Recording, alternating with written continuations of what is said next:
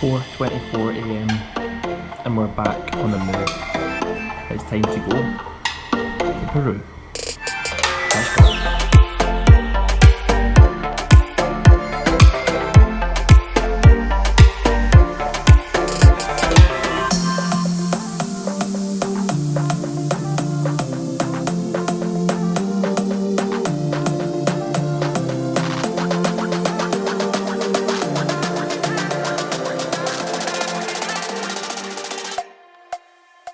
Oh my god, I look terrible. It's 4:30 AM and I'm about to get collected for a trip on the Inca Trail. I was up at 4 AM this morning on the first collection, and I'm getting picked up in this little square, which honestly is actually pretty fucking sketchy at this time of night. We had a pretty cool team meeting last night at 6 PM where we kind of talked through the full route, what's going to be happening, and it sounds honestly amazing, so hopefully I'll be able to capture bits of it and kind of tell you the story of the Inca Trail. But right now, I'm just hoping to fuck someone comes and picks me up soon before I get robbed. That's why I'm going to put the GoPro away.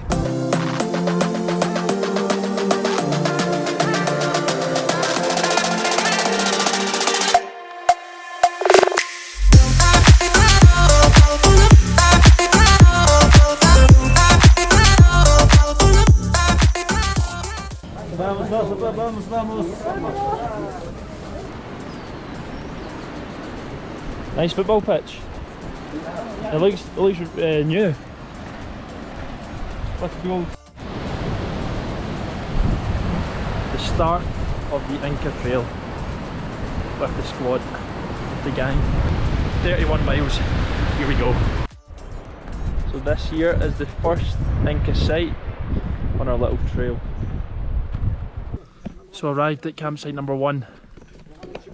The guys are setting up the tents for the first night of camping. 3,300 metres high. Head's a bit sore.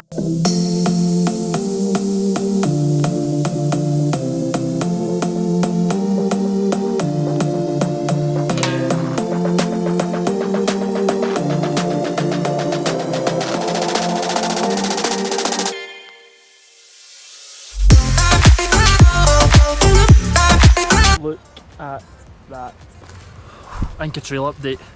So we are currently on day 2 of walking, the hardest day of walking, and we're going to be walking for about 10 hours today. We're going up to the Dead Women's Pass, which is the steepest point on the Inca Trail, about 4,200 metres. So I was struggling a lot yesterday evening with the altitude. Had a killer headache. It felt like an extreme hangover, but took some Diamox and paracetamol, brufen, and I'm feeling better this morning. I slept like an absolute baby as well last night. 8 PM sleep, woke up at 5 AM, which was actually a long lie. Last 2 days I've been up at 4 for flights and stuff, so it was pretty unreal. The guys, the porters, the chefs, the guide are looking after us so well. It's honestly insane. We're literally getting banquets of food for breakfast, lunch and dinner. Don't know how these guys are carrying it up this hill or on this trail, but they're amazing. So basically they've been limited to 25 kilograms each in their bags. Used to be 50, then restrictions came in. Wow, incredible so far.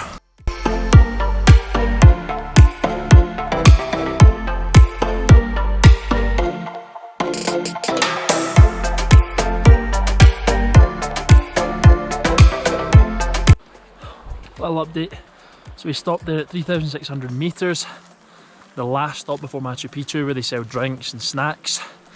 I bought a Gatorade, 15 sols, knocked over a beer, it burst. The woman that owned the stall was looking at me and just went, 15. And I was like, you know what, you've carried this up 3,600 metres, I'm going to give you 15.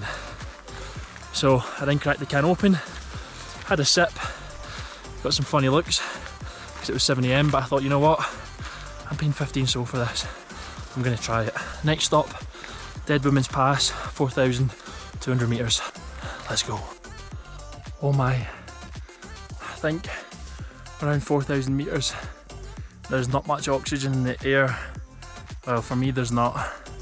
Struggling a little bit for this altitude. Headache, head is killing me. And it's steep. 200 meters to go. Almost there. Bit of cloud. Can't see much, but we're getting there.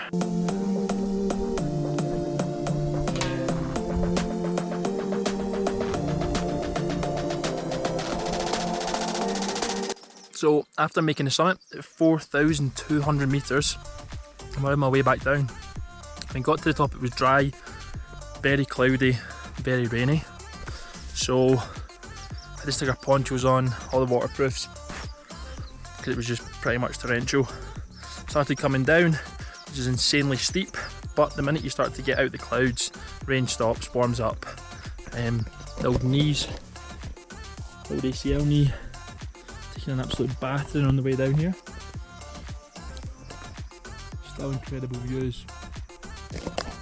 Something kind of Scottish Highlands about the place, except a lot higher. So that last bit there was probably the toughest bit of the hike so far, and it was meant to be. Not helped by the fact I got into Cusco the day before the hike, which means I didn't really allow myself time to acclimatise, but I'm not suffering too badly, just this headache, bit of shortness of breath. Compared to some of the other altitude sickness stories I've heard, mine's just pretty good, like vomiting, no appetite, the shits. So, quite happy, just a banging headache. Now it's time for lunch, and we've got one more bit to walk. Happy hour, which is coffee, cake, no, coffee, biscuits, hot chocolate, and then dinner time. I'm going to tell you all about day one and the types of foods we're getting, but honestly, like, I just can't believe that, because we're getting so much food, right, and the porters are having to carry it. I'm struggling with this little rucksack, right? These guys have got like 25 to 30 kilograms worth of stuff on them, all our camping equipment, all our food. I'm going to show you the food that we're getting. It's insane. The amount of it is insane as well, and they're carrying it all. Fair play. And this is, they're carrying it on like here, up and down here. No horses, no donkeys, just them. And if you're wondering what the football shirt is, it's Internacional from Porto Alegre in Brazil. I picked that up when I was there. Quite nice. So I arrived pretty early to our lunch spot. It's only 11 AM, which is insane. Feels like I've been up for hours, which I have been. 5 AM. You almost forget the sense of time, like when you're out here. But this is the dining room. We have our little bowls there to wash our hands. We come in here, serve some juice, which was lovely. This is the table for the team. And the lads are out here waiting for everyone else to arrive. And it is pissing down. Look at that waterfall in the background, though, pretty nice. Oh, this looks so good. Yeah. This is campsite number 2. Look at the settings. The porters and the chefs cooking in there. Absolutely incredible. So for 10 hours today we were on our feet, on the move, walking, and it was really tough. We're about to get some dinner, settle down, and then tomorrow's an easy day, which I'm looking forward to.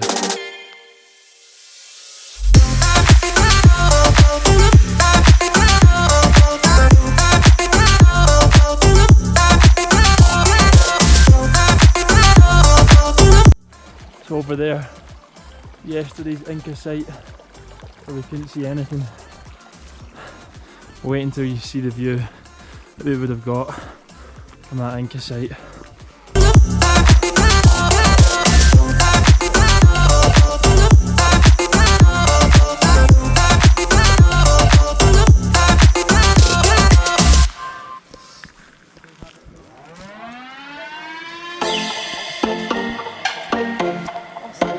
Day 3 of the Inca Trail, and the easiest day, which was needed after yesterday's 10 hours. Look at that, blue skies. And they are needed after yesterday. Yesterday was a washout. Pretty much the full day, torrential rain. Everyone was pretty miserable. It rained all through the night. Everyone was panicking that it was going to be pouring again today. But we've woken up. It's pretty beautiful. So we're happy. Today's like only 5 hours of walking. We stop at lunch at the campsite, get our food, chill out for the rest of the day. Say thank you to the porters for carrying our stuff, which I still can't get over. One, how much they're carrying, and two, all the food they're carrying, because the meals have been unbelievable.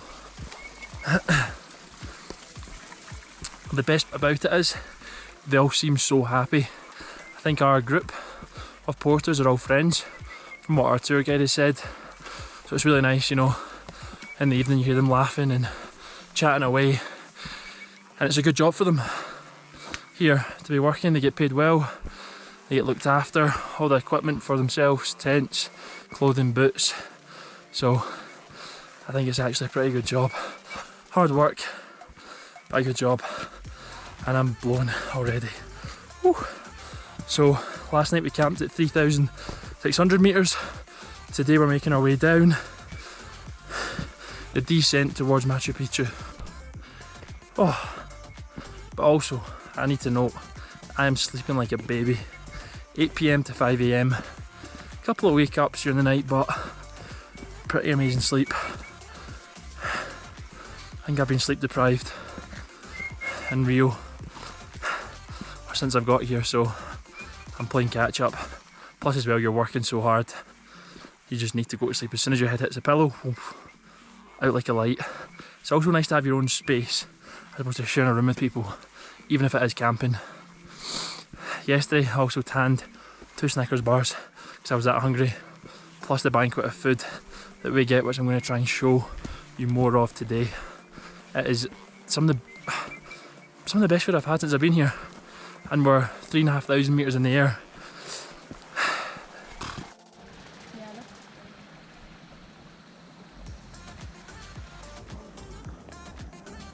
Last night of camping.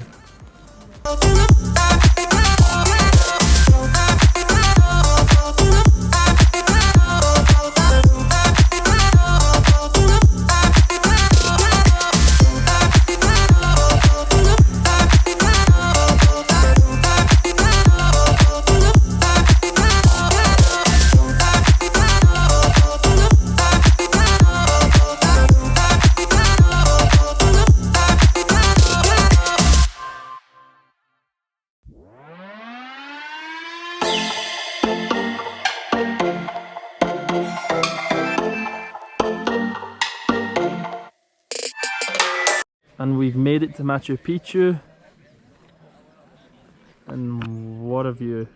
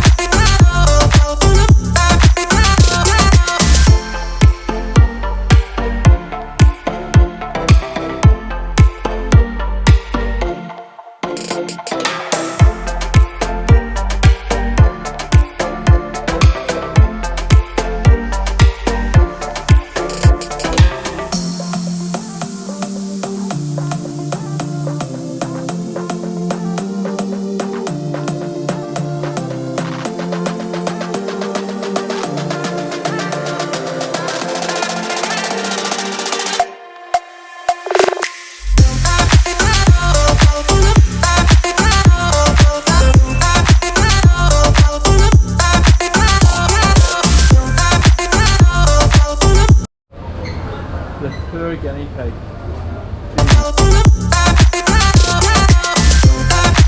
So, Inca Trail completed. We got to Machu Picchu today and the sun eventually came out when we first got there. it was extremely cloudy and we couldn't believe it. After days of rain we were like, surely not, even this morning.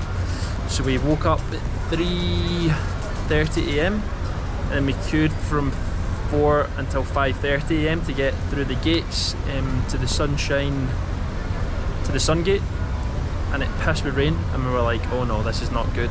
Got to the sun gates, normally you can see Machu Picchu, there was nowhere to be seen. We kept going, finally we arrive at Machu Picchu and it is cloudy as fuck. We were like, oh my god. But then after 15-20 minutes the clouds disappeared, the sun came out, and as you can see it turned into a beautiful day and we got some amazing views. Right now I'm chilling, don't know if this is disgusting because I'm in public, at the bottom of the trail with an Inca Cola, which apparently tastes like iron brew, so I'm going to tell you if it does. Taste test coming up.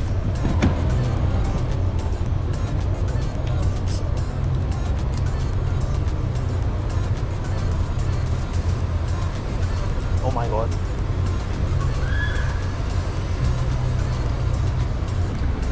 This is iron brew.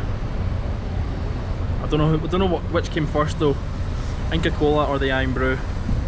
Someone needs to sue. To be honest with you, if it hadn't been sunny today, our group would have been pretty miserable. But we had an amazing time. We've all agreed on it. We finished up. We got the bus down from Machu Picchu into a small town. Got a lovely lunch. Walked around some markets, and then we're chilling, waiting for our train back to Cusco, which is going to take an hour and a half. Then we've got an hour and a half bus, and then it's going to be sleep time. But the one thing I want to try before I go is a pisco sour and some alpaca, so that's on the cards for tonight's dinner. And then up early tomorrow for my antigen test to make sure I can get back into Brazil. Back to Brazil for 2 weeks and then home. But my 2 weeks in Brazil are going to be spent working with the player program and other things that are coming up for the players in pre-season. Pre-season is round the corner, so we're going to get everyone ready. I'll tell you what else has been absolutely magic as well, is having no phone signal for 3 nights and 4 days. No phone signal, and it's been pretty bliss once again. The Peru venture is over. It's time to move on back to Brazil.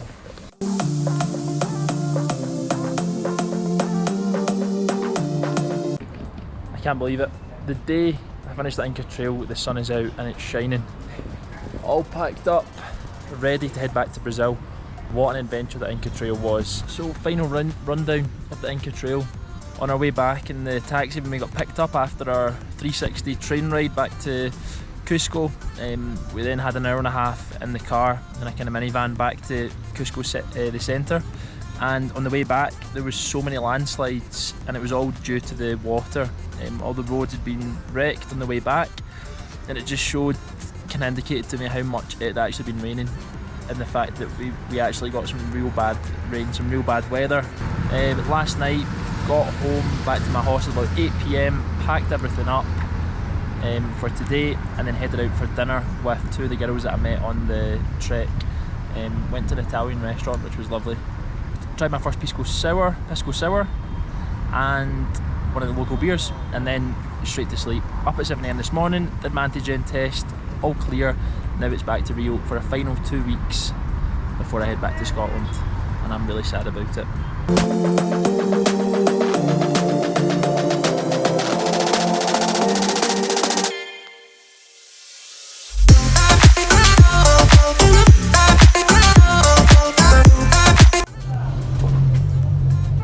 What is up, guys? It is Tuesday the 12th of April and I am on my final few days in South America in Rio de Janeiro.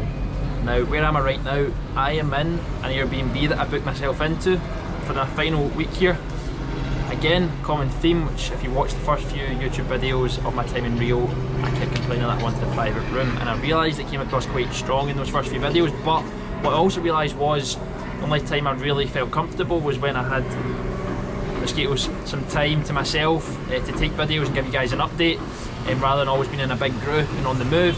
It was difficult because I shared a room with 9 people, so I couldn't really ever give daily updates. But yeah, in an Airbnb, wanted a little bit of luxury before I go.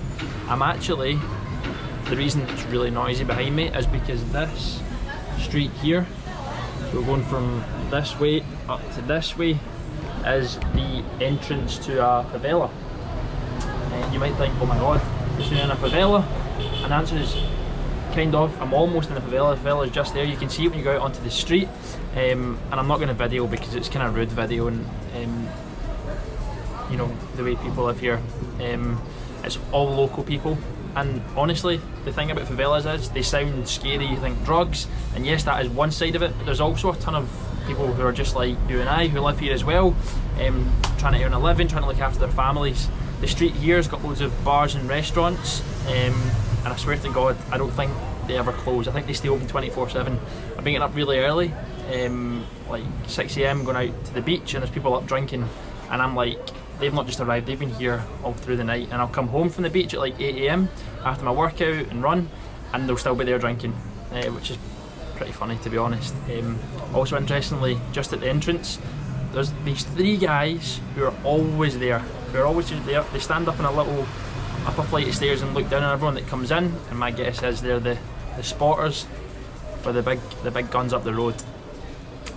But it's actually really safe. People think it's not safe in the favelas, which I think in some of them it's not, obviously, but this one's pacified. And also the local people, they want your business. They're normal people like you and I think there's a small percentage, you know, of people that are crazy in these places.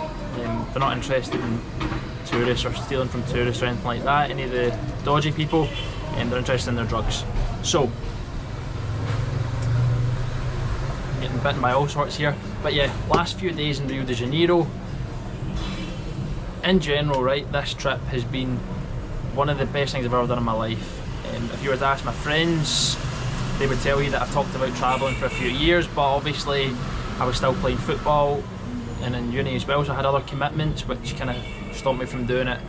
But once I took a break from those things, I've been able to kind of do a little bit more of what I wanted to do. So I used a bit of my savings as well. I also have a business, coaching business, which has allowed me to do a bit of travelling and working whilst I'm away to earn some money, which has been nice. But yeah, this is the 10th week of my trip, and every experience has been incredible. So there really hasn't been any negatives to the whole thing. I've absolutely loved it, and I'm going to continue to travel for as long as possible. And I think I've only ever been away for like 7 days or 2 weeks in the past, so going away for longer is nice when you get really integrated in the country. You get to see what it's really like, especially a place like Brazil that's so different from at home. The culture can be further away. And generally it's a bit more wild because I don't know, you get away with more things, I think. Like, just as an example, the way people drive is mental. I don't think there's any speed limits. Red lights don't exist. Cyclists drive towards oncoming traffic. Lanes don't exist either.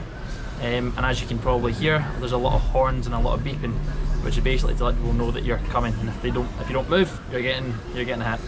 And that kind of extends into other things. Like, I feel like the law isn't super strongly enforced. Generally, people can do a bit more of what they want. It's a bit more free, I think. If you have ever wanted to travel, if you've ever thought about it, if you've got the time, if you've got the money saved up, go and do it, because you will not regret it. You do it with friends, do it with your partner, do it by yourself. I've done it by myself and I've loved it. Doing it by yourself is quite unique as well, because you've got more freedom to do more of the things that you want to do. I'm definitely going to have to come back to Rio and Brazil, because it's going to hold a special place in my heart for sure. But my time is almost up. I'm going back to Scotland, and it's time to crack on with business and all the other things that I want to do, like the podcast, the YouTube channel, making content, educating, entertaining, inspiring. That's what I like to do, and that's what I'm going to do when I'm home.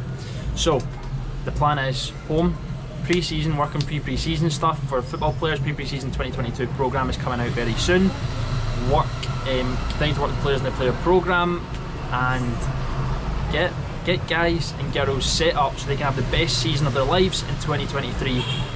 One of the things I missed out on, or when I was a player I didn't miss out on it because I got great support from the likes of Celtic, but I always looked for more. I always looked for the perfect programme, and I believe I've made the perfect programme for football players.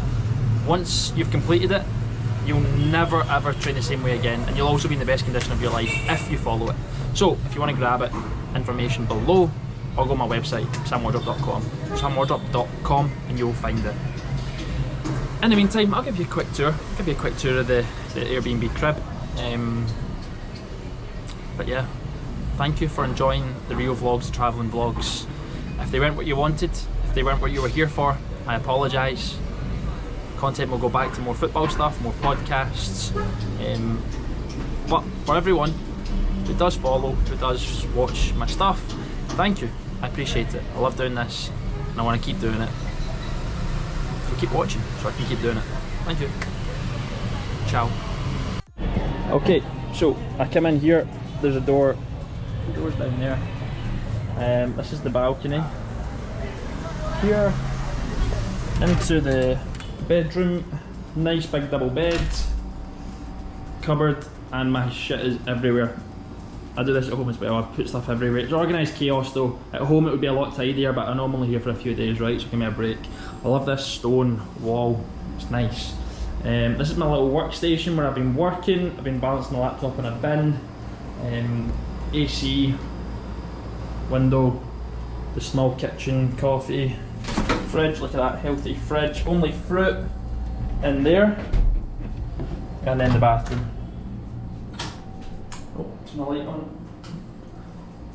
Nice big shower, toilet, and me.